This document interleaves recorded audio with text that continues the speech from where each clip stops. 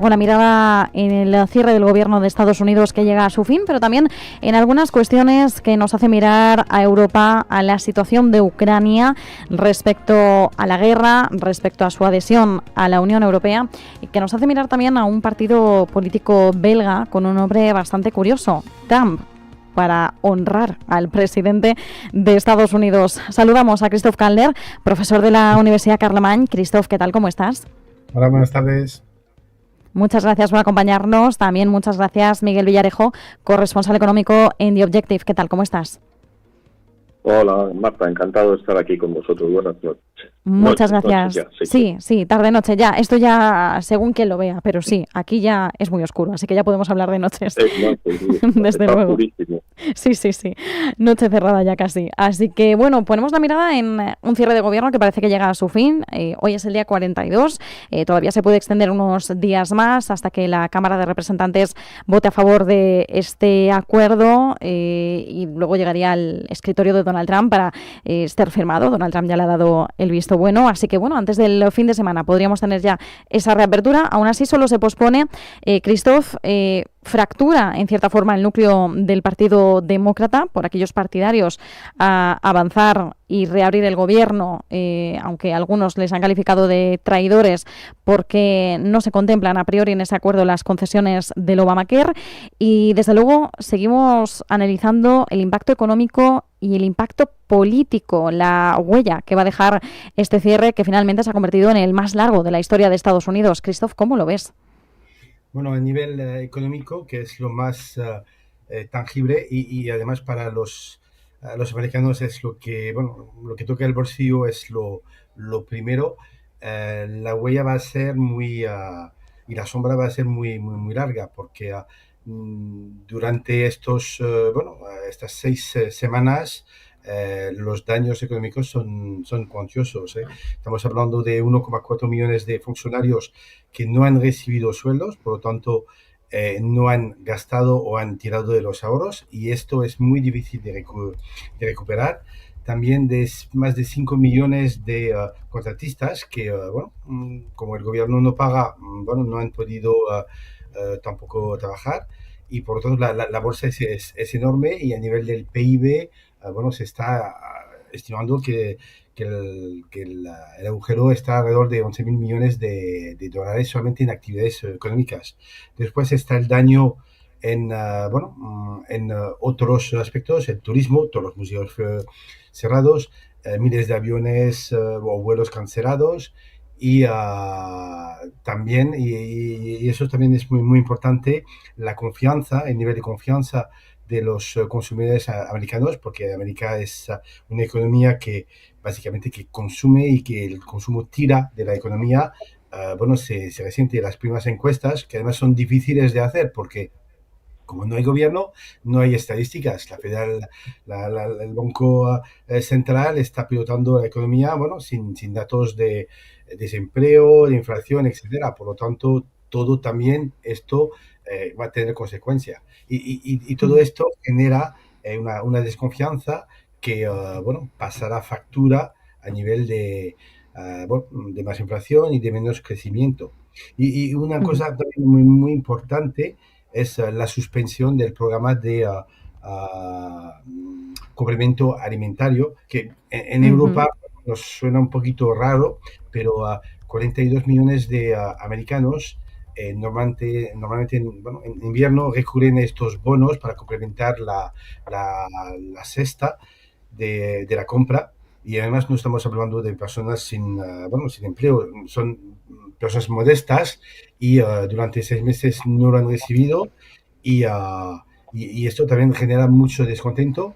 Y además este programa es de los excesos de producción de los estados agrícolas, que el estado compra, por ejemplo, exceso de mantequilla, arroz, etcétera, a estos estados para pagar y venderlo a estas familias modestas y por lo tanto ha generado mucho descontento no solamente en estas clases bajas, pero también en los estados que apoyan a Trump, estados agrícolas,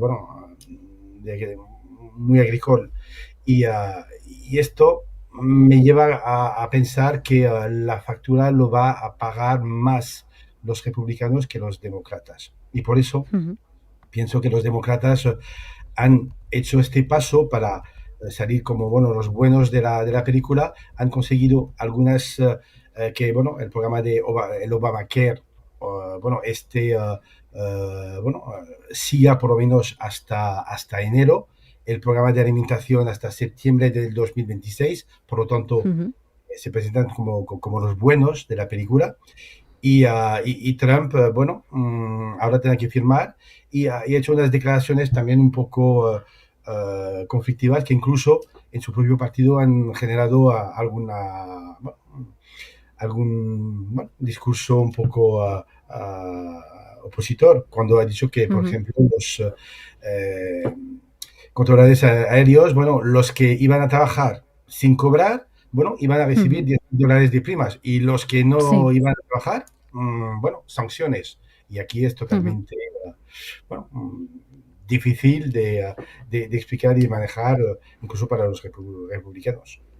Ujú. Efectivamente, son unas declaraciones peliagudas para el seno republicano.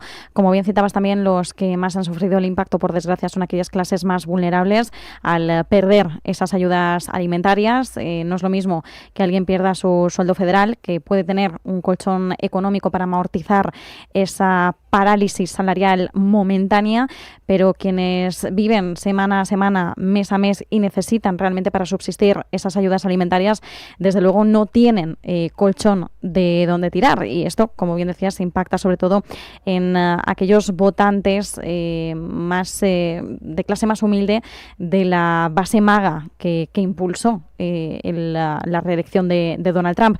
Un cierre que ha generado, como bien decías, una desconfianza importante. Miguel, ¿esto cómo puede impactar también en el consumo interno, es decir, en el gasto del consumidor? Porque entendemos que ahora, si esto simplemente se prorroga hasta 2026, por un lado, puede impactar de lleno en las elecciones midterm, porque estamos viendo que se pospone más o menos hasta esa fecha, hasta dar más o menos a mediados de campaña.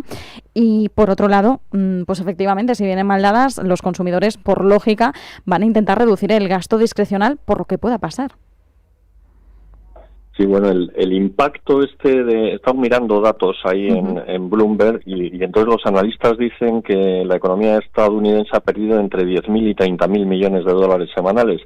Y ya se ve por la amplitud de la horquilla que el cálculo no es muy preciso, ¿no? Porque 20.000 millones de diferencia son muchos millones. La Oficina Presupuestaria del Congreso dice que son 0,3 del PIB, que son 70.000 millones, que es mucho dinero. Pero son 0,3 del PIB.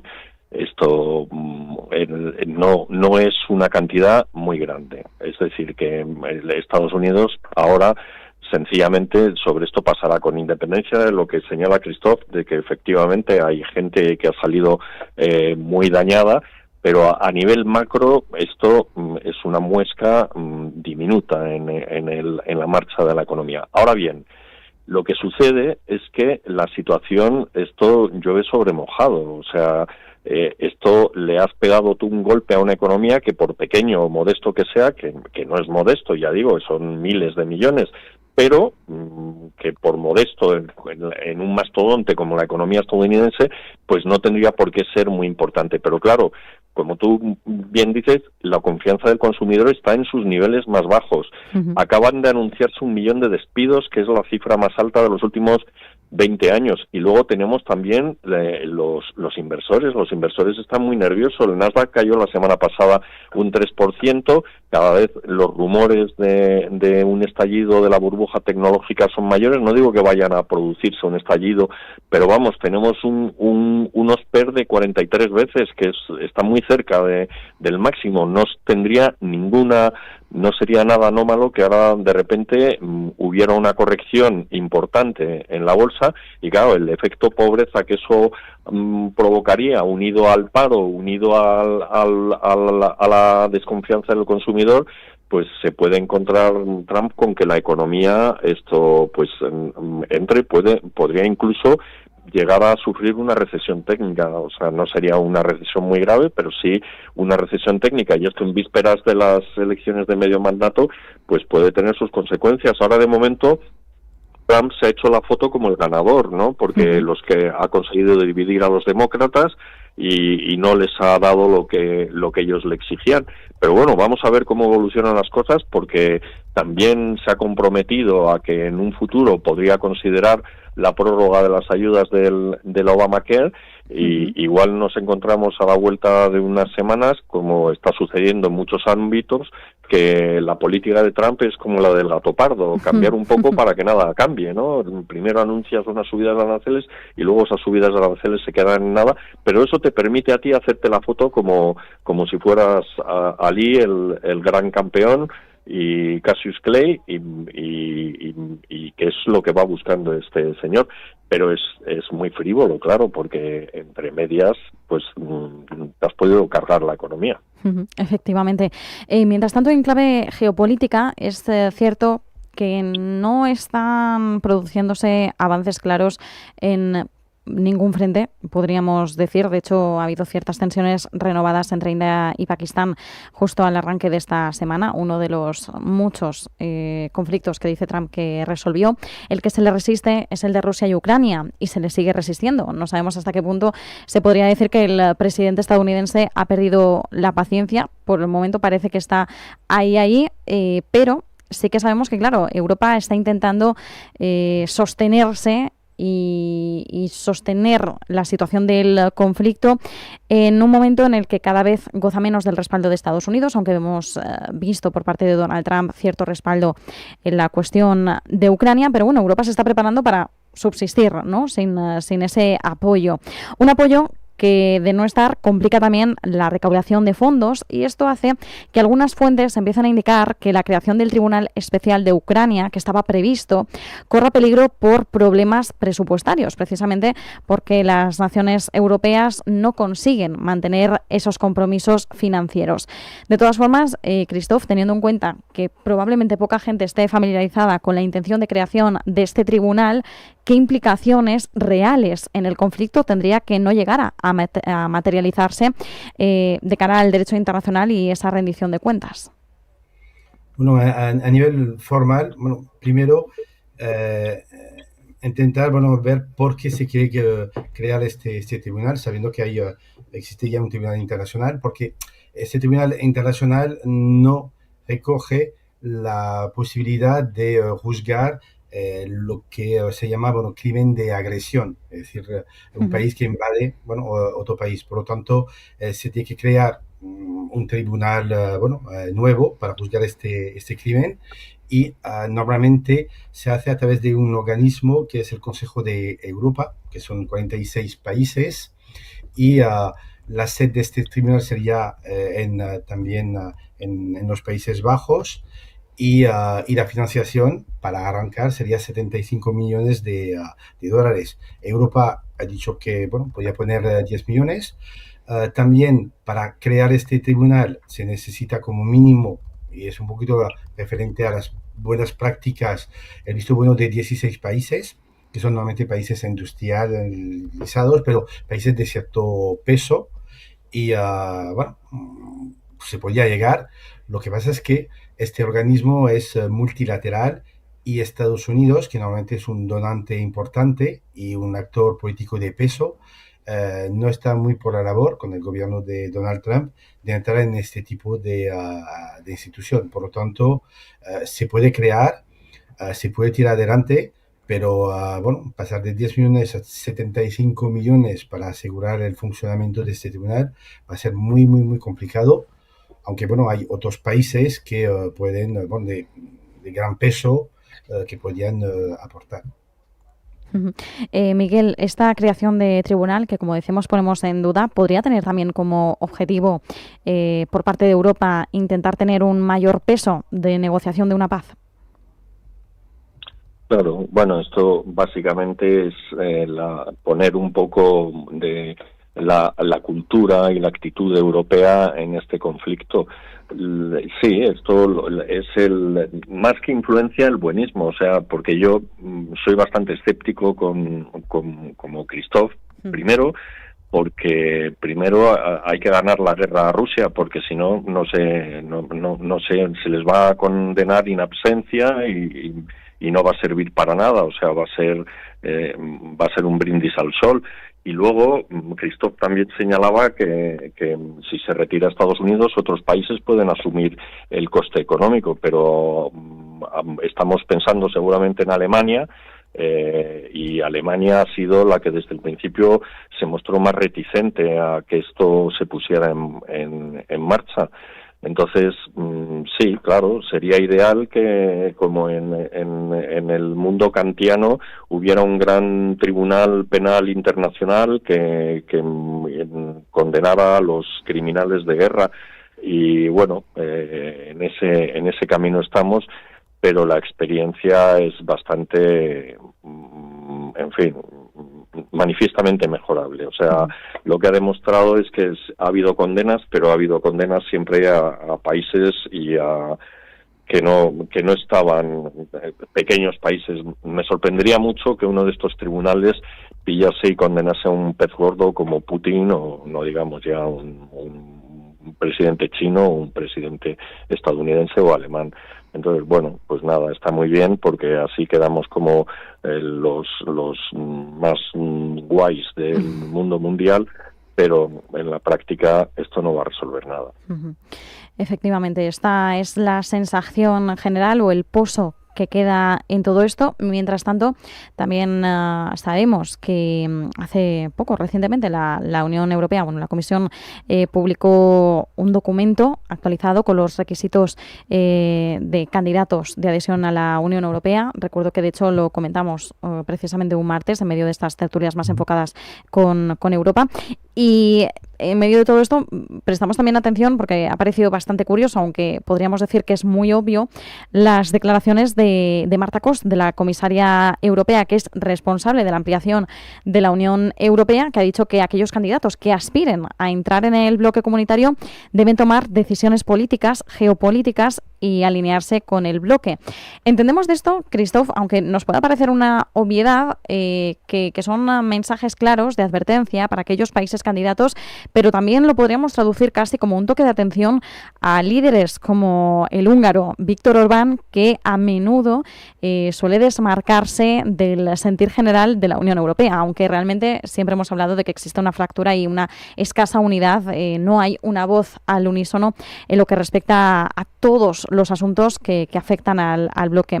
De todas formas, Christophe, ¿qué lectura debemos hacer de sus palabras? Básicamente que algunos países lo van a tener muy complicado para entrar en la Unión Europea, y estoy pensando en Serbia y Georgia, porque los dos son muy cercanos culturalmente a Rusia, y a nivel de patrón democrático se alejan mucho de los estándares europeos. Por lo tanto, es un aviso a navegantes para estos dos países. También es una advertencia para Hungría, para decir que lo que ha pasado con Hungría y estos vetos repetidos es una anomalía de la Unión Europea, y que hay que buscar mecanismos para no recurrir a la mayoría absoluta, y a través de estos nuevos candidatos con algún tipo de mecanismo para atenuar los efectos que pueden provocar.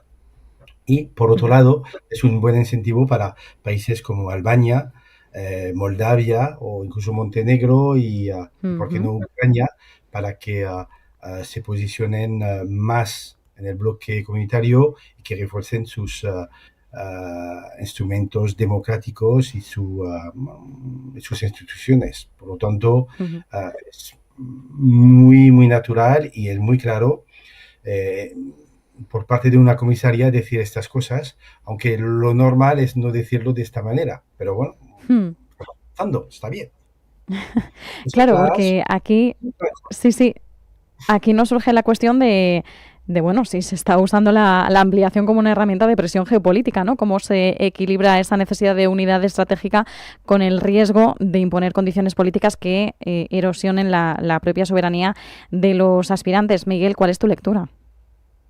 Claro, es que incorporarse a la Unión Europea es una cesión de soberanía. Uh-huh. Nosotros hemos cedido la política monetaria y prácticamente la política exterior, entonces tiene todo el sentido si quieres ser un actor de peso internacional, pues tienes que unir fuerzas. Y lo que no puede ser es que tengas un sistema, probablemente lo que habría que hacer es cambiar el sistema de decisión de la Unión Europea, porque si todo se tiene que hacer por consenso, al final es mucho menos democrático eso que hacerlo por mayoría, porque sencillamente el veto de un solo país, en este caso Hungría, pues te puede hacer descarrilar toda la política exterior común. Y bueno, pues tiene todo el sentido que Marta Kos diga a los siguientes que vengan, ojito, que no vamos a estar de acuerdo, que no vamos a tolerar las tonterías que está haciendo Hungría. Cuando Hungría se incorporó, no había una crisis abierta con Rusia como la que existe en la actualidad, y es normal que estos detalles se pasasen por alto. También se ha visto que cuando un gobernante no quiere o no tiene intención de respetar las normas elementales de un Estado de Derecho, es muy difícil meterlo en cintura. Entonces, sí, es mejor ponerte la venda antes de la herida. Y desde luego lo que tendría que hacer Europa es empezar a construir mucho más su unión económica interna. Eso le daría un potencial mucho mayor, y luego crear un sistema de decisiones en política exterior que no esté sometido al veto de cualquier indocumentado.